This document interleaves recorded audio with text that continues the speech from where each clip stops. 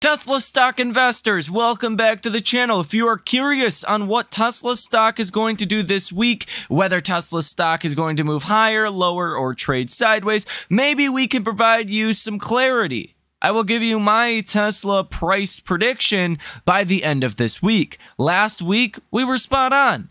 This week, will we be spot on again? I have absolutely no idea. But there are things that you can see out there that are a little bit more telling. Here in this video, we're going to go over my expectations for some of your major economic data points coming out this week. Nvidia earnings, Tesla option positioning, Tesla technical analysis, and much more. We have a jam-packed video for all Tesla stock investors, and we're not going to waste your time. We're going to go ahead and get straight into it. Hit the like button, subscribe to the channel. If you guys have not done those already, this is by far the simplest thing you can do to share this video with as many people as possible. The YouTube algorithm really responds to subscribers. I've noticed the more people subscribe on any given video, the more that video really gets pushed out. So if you guys watch these videos every day and you have not subscribed, consider doing that. And let's go ahead and get started. So just a brief overview of what happened last week. Now, last week started on November 13th. Tesla stock hit a low of $211 per share and then hit a high of $225 per share that same day. It was a big reversal, and you essentially gapped up the next day about 6%, and then you went even higher, hitting a high of the trading day on November 15th of $246.70. That was my estimate, in between $240 and $250, which we were starting off last week at, $205 per share, right? You actually ended up closing last Friday at $214. So that was a wild prediction that indeed did happen. Last week was a big up move, and then subsequently you did see quite a down move from the high of $247 or so on November 15th down to where you closed on Friday of $234 per share. So overall, it was a pretty good week last week. You ended up going higher. You actually held those gains into the close on Friday. A lot of that had to do with the retracement that we've seen from the lows on Friday of $226 per share all the way back up to $234 per share. The bulls stepped in and bought the stock in this demand zone. Now, we will come back and look at the charts a little bit more when I give you guys my final price prediction for this week towards the end of the video, but I really want to start with the option activity first because I think that can be pretty insightful. For November 24th, 2023, the week ahead, you have open interest on the call side of 51.75%, open interest on the put side of 48.25%, just meaning there are slightly more calls than puts for this Friday's expiration. Now, on Friday, you had volume on the call side of almost 53% and volume on the put side of about 47%. So pretty in line with what you were seeing as far as the open interest numbers. Last week, the calls were definitely winning out for forward-looking positioning for the week ahead. Your 240 call had huge activity, 85,000 for volume on last Friday, 21,414 contracts currently held in open interest. Now, on Monday, this number is probably going to jump a lot considering the volume does not get actually calculated into open interest until the next following trading day. So the calls here, as you can see, these green bubbles by far have the most activity. Your 250 call expiring this Friday, seen volume on Friday of 56,520 with open interest of 29,201. So a lot of activity there, as well as the 255 call with open interest of 35,000, the highest open interest that you are seeing on any given strike for this week, which is very interesting, with volume of 16,000. Now, the most active put was the 230 put with 66,917 for volume on Friday, but a very low open interest of 10,000. So arbitrarily, without looking at anything else, it would look like Tesla stock is probably positioned to move higher in this upcoming week. Besides Tesla specific news, and there is some of that we'll get into here in this video, there's two things this week that will move Tesla stock: Nvidia earnings and economic data. We will also have quite a few other earnings which will be important. Really, it's a continuation of what you've seen last week with the retailers like a Kohl's, a Lowe's, a Best Buy, a Dick's Sporting Goods, American Eagle, Analog Devices to a lesser extent as well, and then John Deere on Wednesday. These guys will be important, engaging the broader economy and how consumers are doing and how they're spending their money. But Nvidia is going to have the largest impact on tech stocks out of by far any of these other earnings. Now, Nvidia is in an interesting situation, right? There's not too many stocks out there that for the last 2 quarters in a row that have, one, fueled the rally that we've seen over the summer, which was all Nvidia. Without Nvidia's rock solid earnings, I'm confident you wouldn't have seen that summer rally be nearly as aggressive as it was. Nvidia really kickstarted the AI hopium, hype, whatever you want to call it. Maybe it does ultimately materialize into something that is great one day, but Nvidia really kickstarted that now with their earnings. Nvidia earnings, the last 2 earnings, have come in much better than expectations, and Nvidia has guided way higher than analyst estimates, like billions and billions of dollars higher for the last 2 earnings in a row. This has a lot of people literally questioning whether Nvidia earnings are actually real or not. That's just how crazy good their earnings have been. And Nvidia has really shown that AI profits are starting today. They're not out in the future, and that's why Nvidia stock has done so well over the past 12 months or so. But now we're in an interesting position. I'm sure we get the same, right? I'm sure we get Nvidia that crushes earnings, that raises guidance more than the markets expect. But it's kind of expected at this point, right? That's not going to be that big of a shocker to get the 3rd quarter in a row that Nvidia does the same thing they did the last 2 quarters. They beat big and they raise big for their guidance. It's not going to be too shocking. So it almost looks like Nvidia is in a position where it's already so good that being really good is no longer good. And I know that's a crazy concept, but it's much more recognizable on the downside, right? Like a Target that we just hit 1,000% winning trade last week on for earnings. If you guys would like to come trade with us, link down below in the description of this video. Target earnings have been so bad that even bad can be good as long as you start to get a bottoming effect and maybe optimistic outlooks going ahead. That's just not where you are with Nvidia. It's the opposite, but the same logic applies. So I'm actually expecting Nvidia is going to fall this week on earnings. And I know that's crazy and I might regret saying that, but that's my expectation. But I think the markets are rallying now, not based on AI anymore. It's based on Fed policy. So I don't think Nvidia's going to have that same outlying market impact to the same degree as it did over the summertime. Meaning that if Nvidia falls 10, 15, 20%, whatever the number ultimately ends up being, I don't think that has too much of an impact at all on our markets. I'm sure it will have some impact, but you're not going to get a huge red day based on Nvidia earnings like you probably would have over the summer if Nvidia were to miss. In a nutshell, I think Nvidia's going to beat and they're going to raise guidance big time like they have the last 2 quarters. But I think Nvidia stock's actually going to fall maybe only 5% after earnings. Who knows? Just depends what the numbers come out as. I don't think whether it's bad or good, it's going to have too much of an outlying effect on the broader markets this time around. The thing that will have the big impact and outlying effect on our markets is the economic data. Now, we do have bond auctions throughout this week. You really want to watch those 10, 20, and 30-year bond auctions. That's what really is going to move your 10-year treasury yield. And on Monday, you don't have anything for economic data that's really going to move the markets at all. You have the CB leading index month over month that has has to do with central banks and all of that. It could move the markets. I'm not expecting it to, but your 20-year bond auction comes out at 1 p.m. on Monday. That one will be important. I really don't have any expectations. I think investors are probably going to buy the bonds at this point since we're expecting rates to go lower. So I'm a little bit more bullishly leaning on some of these bond auctions, but then again, you can be surprised, and some of those bond auctions over the past couple of weeks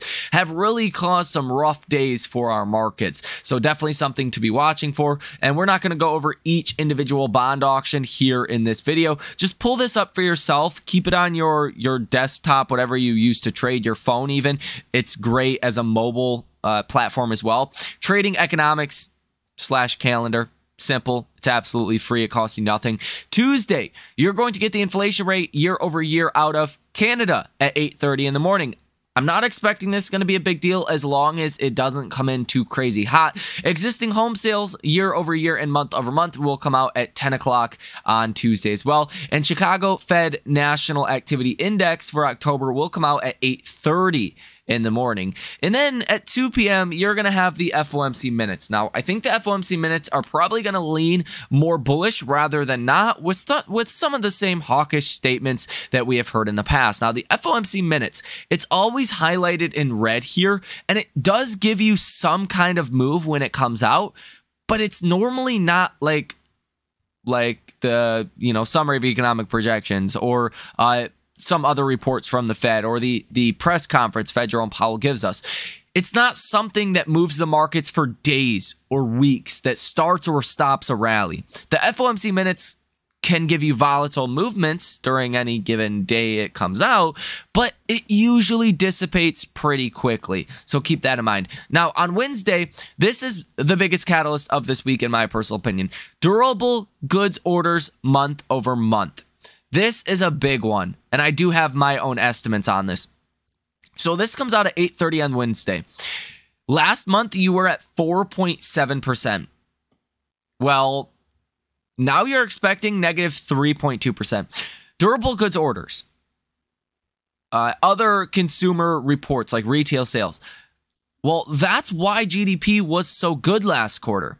If we come in at the estimate of negative 3.2%, your Atlanta Fed GDP now estimates for GDP are going to fall, and markets are going to start questioning whether or not we're heading into a recession. Negative 3% would be a pretty big deal. I mean, in July of 2023, you were negative 5.6%, but we've seen other things at the time not screaming a recession. Now you're starting to get Walmart CEO saying consumers are really slowing down. You're starting to get weakness in the labor market. The unemployment rate is starting to rise. Initial jobless claims last week started to rise. Some of your surveys and your composite indexes are really starting to look negative. So if you get a negative 3.2% durable goods orders month over month number, the recession narrative could start to play out.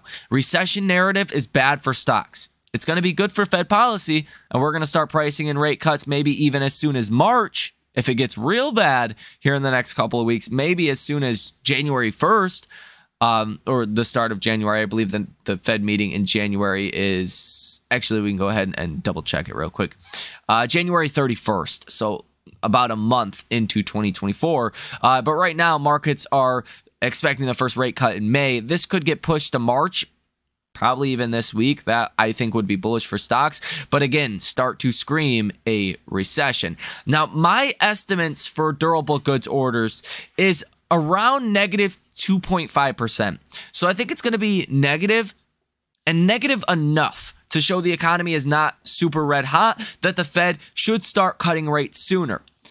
But if you come in at, let's say, negative 4, negative 5, negative 6, or even worse, yeah, there's going to be a lot of problems for our markets on that number. That will not be taken as good news. Keep that in mind. So I'm expecting maybe not as bad of a number as the markets are expecting.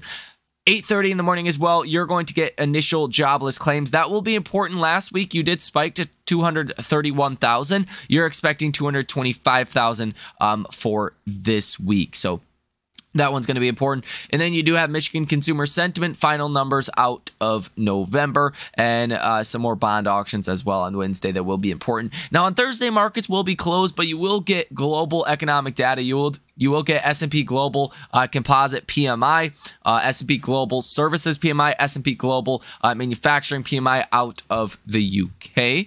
UK is the second largest country in Europe as far as GDP, right behind Germany. So that will be important to see what they have to say. And then the inflation rate year over year out of Japan will be coming out at 6:30 p.m. This one's important, especially your month over month. You're expecting that at 0.4%. As I said in the last video, Japan is the largest holder of treasuries as far as foreign holder of U.S. treasuries. 72% of U.S. debt is held domestically with citizens, retirement funds, things of that nature. But Japan is the single largest government holder or foreign entity of U.S. treasuries, worth about $1.1 trillion. So if they get bad inflationary data that supports their Fed should start raising rates, that could be a problem for our markets and could suck out money from our bond market, thus leading to higher rates. And then on Friday, you're not going to have much, but you are going to have these composite flash numbers from S&P Global, Manufacturing PMI flash, and Global Services PMI flash as well for November. All in all, I think the biggest catalyst of this week is probably going to be durable goods orders by far. I'm pretty optimistic that that number is going to come in around 2.5% negative, which is still negative, still showing the economy is slowing down, but not too negative to show a recession. See, right now, the markets want to see weakness in the economy, but not too much weakness. Too much weakness is bad for stocks. A little weakness is good for stocks because that shows maybe we will get the soft landing, maybe we will avoid a recession, and then the Fed will cut rates maybe more than we expect. A recession is never going to be good for our markets. The big story this week as well will be whether or not 10-year Treasury yields continue to fall. This is the first time that you have actually seen outflows to Treasuries or from Treasuries in almost a year now. If this outflow from Treasury funds continues, well, you're probably going to get new all-time highs in our markets. You're probably going to get a pretty aggressive rally from here. There's a lot of cash on the sideline. There's a lot of money sitting in money market funds, about $6 trillion alone in money market funds. Just for context, the entire Russell 2000 is about $2.2 trillion. So, I mean, that's like 3 times the Russell 2000's entire market cap. It's not going to take a lot of this money heading back into stocks to get a much larger rally from here. A new AI investor sentiment survey has also come out recently, and from last week, well, technically from November 8th through November 15th, the bears increased by about 1.1%. The level of neutral investors did decrease by about 2% to 28.1%, and the level of bulls increased about 1.2%. Now at 43.8%, the level of bears are now at 28.1%. So the bears are mixed or even with the bears, with the individuals that are neutral, both of those at 28.1%, and then the bulls at 43.8%. So the bulls are definitely winning here, but there are still a large number of investors that are neutral and or bearish. The historical average is 37.5% of investors that are bullish, 31.5% that are neutral, and 31% of investors that are bearish. So you're slightly under the historical average as far as bears, slightly above that on the bullish side. Overall, I can't draw any conclusions here, but if we get more bullish from here, that's going to turn into a contrarian data point or sentiment report that could show we're due for a pullback in stocks, but we're not quite there yet. It's not that bullish that you have to get a pullback. Another big question mark is going to be this whole Elon Musk anti-Semitism conversation, whether or not this gets worse from here, whether this affects Tesla stock or not. I think judging off Friday, it's basically over, but here is this news. It says Musk threatens thermonuclear lawsuit against media watchdog, calls advertisers oppressors. So even over this weekend, well, the situation's really not dying down all too much, but I still think it is a non-event for Tesla's business itself, which will ultimately be a non-event for Tesla stock. Taking another look at the charts, this week is a hard one because normally right before Thanksgiving tends to be a pretty bullish period of time for stocks. Now, we've seen a lot of resistance around this 50-day moving average at $240 per share. If you get above $240 per share, I think Tesla stock could easily rally into the 250s. Anything above 250, you're in no man's land. You're breaking above this longer-term downtrending trend line, and you could see quite the rally, right? But, I mean, is that going to happen? I think it really depends on durable goods orders. I think that's a main key. Whether or not the economy is deteriorating on the data, you can make the argument the economy is just absolute dookie, and it has been for a long time. That's for sure, and I would not argue that point. But, I mean, is durable goods orders going to come in too negative, it turns into recession fears? Or is durable goods orders going to come in negative enough to scream at the Fed to stop raising rates and to start lowering rates? That's a big question that I have. I'm confident, at least to some degree, it's going to come in negative, probably negative around 2.5%, like I said, which should cause a positive reaction in the bond market, which should cause the probabilities for that rate cut in March to increase, which should be good for stocks, and overall support the first narrative that the Fed should be cutting rates and the economy does head into a soft landing. So that makes me think that Tesla stock could break into the 250s this week. That would be somewhere along the lines of my estimate. But there's so many things going on this week with this, constant news of Elon Musk and anti-Semitism, and then you just never know what kind of wild cards we're going to get. We're expecting Tesla will actually raise prices in China this week as well, and that's another reason why I think Tesla stock can actually break into the 250s. But if we get no major events, no major news from Tesla stock's going to trade in between the 50-day moving average at $240 per share and the 200-day moving average at $222 per share. I will tell you right now, Tesla stock gapped up on November 14th, and you basically held that gap up with this, retracement from the lows to close near kind of towards the highs on Friday. You held this gap. It looks like this gap, you're seeing a lot of demand in this range. Right? You even close higher than your lows you've seen on November 14th and November 16th on Friday as well. So a lot of demand in here. I don't think Tesla's going to fall back down to that 200-day moving average. I think Tesla stock's breaking above 250 this week. That's just my personal opinion. The RSI supports Tesla stock can move higher from here. The RSI is at 54, so you're not even close to 70. Normally, when you do hit 30 and you or under 30 and you are oversold, you tend to bounce to 70 within the coming months, and that's kind of the trajectory that we're still on. And overall, I think hedge funds and institutions have a lot of money on the sidelines, and they want to be allocated to stocks that will benefit from rates going lower, either directly or indirectly. If you have not seen the last video about the great economic shift, a recession, and Tesla stock worst case scenario in 2024, that was the last video that was put out. Well, 2 videos now. Check that video out. That is a vitally important video. It's titled something along the lines, "This will make you rich," or something like that, some kind of clickbait like that. But I think it's very accurate, and I think this information will make you very rich in due time. Nonetheless, I could ramble on and on.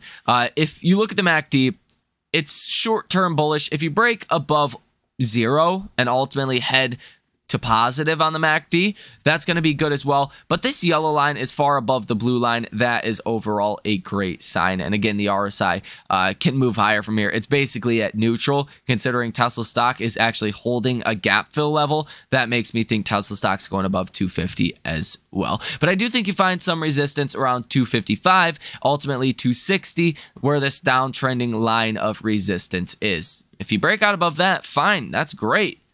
Tesla stock could go much higher above really that 255, 260 level. You could be looking at $300 per share for Tesla stock heading into the end of this year. So hit the like button, subscribe to the channel, source your comments, questions, or concerns down below in the comment section. Let me know what you think about Tesla stock and where Tesla stock is going in this upcoming week. Thank you for watching. Enjoy the rest of your day. My name is Michael Tyler, and I will see you in the next one.